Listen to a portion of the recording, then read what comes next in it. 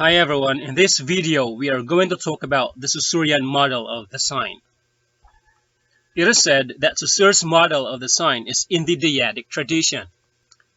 That's because for Saussure, the sign is made up of two elements, the signifier and the signified. The signifier refers to the physical dimension of the sign. It could be the sounds, the printed words, or the images.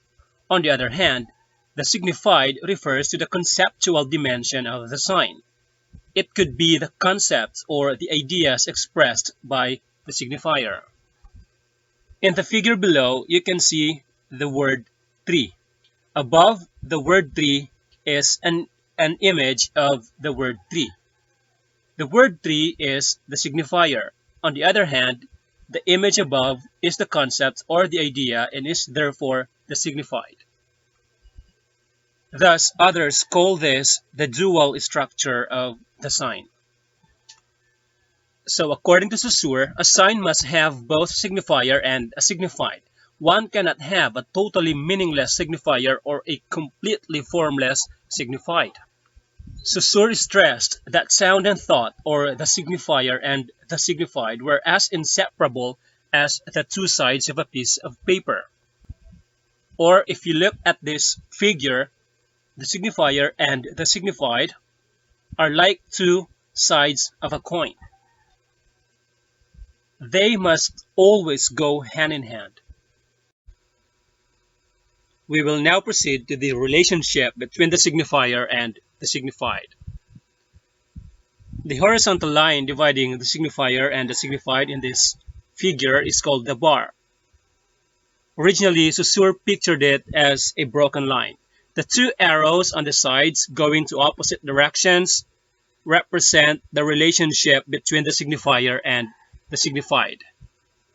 According to Saussure, the relationship between the signifier and the signified is arbitrary. That means that the relationship between a sound or a word or an image and its meaning is not natural or inherent. It is also not universal, but conventional. So one of the most important contributions by Saussure in semiotics is the understanding that the signifier and the signified have an arbitrary relationship.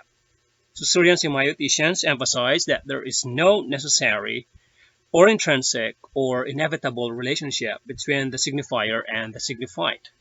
Saussure stressed the arbitrariness of the sign. So, for example, the American English word water is called tubig in the Filipino language. So one object, therefore, can be called by different names in different countries simply because there is an arbitrary relationship between the signifier and the signified. In fact, a signifier can carry a different signified as time passes by, and a certain signified can take on a different signifier as time passes by. So how do we know the meaning of a sign? Saussure argues that signs only make sense as part of a formal, generalized, and abstract system. He argues that we know the meaning of a sign because we relate it to other signs in a system. So what you can see right now is a figure showing the relations between signs. Here are three signs put side by side with one another.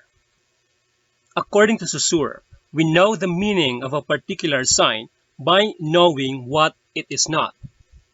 So we know that a dog is a dog because we know that it is not a cat or a kangaroo. Thus, we know the meaning of a particular sign by differentiating it with other signs. That's why Saussure said that the meaning of signs is referential and differential. We focus on the difference. Another example is the word father. We know that the word father is father because it is not mother or brother or sister. That is how Saussure conceptualized the meaning of signs.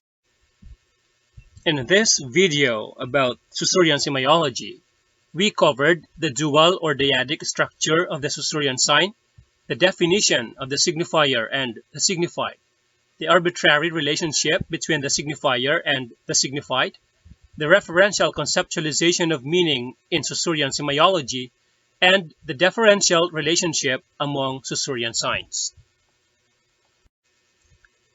Other important concepts in Saussurean semiology will be covered in future videos. Thanks for watching.